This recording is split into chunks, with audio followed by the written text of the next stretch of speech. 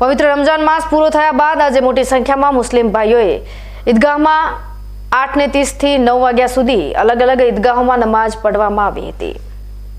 ઈદની નમાઝ સવારે 9 વાગે સુન્ની ઈદગાહમાં ઈદની નમાઝ પઢાવવામાં આવી હતી। ઈદના દિવસે મૌલાનાએ હિન્દુ મુસ્લિમ ભાઈઓને શુભકામનાઓ પાઠવી હતી।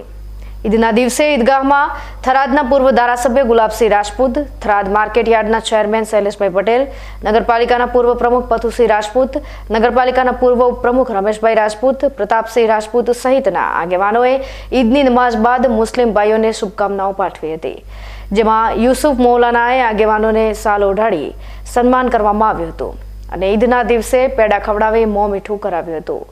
મૌલાનાએ દેશવાસીઓને ઈદની શુભકામનાઓ પાઠવી હતી અને કામ હિન્દુસ્તાનમાં હિન્દુ મુસ્લિમ ભાઈચારો જળવાઈ રહે તેવી દુઆ માંગી હતી।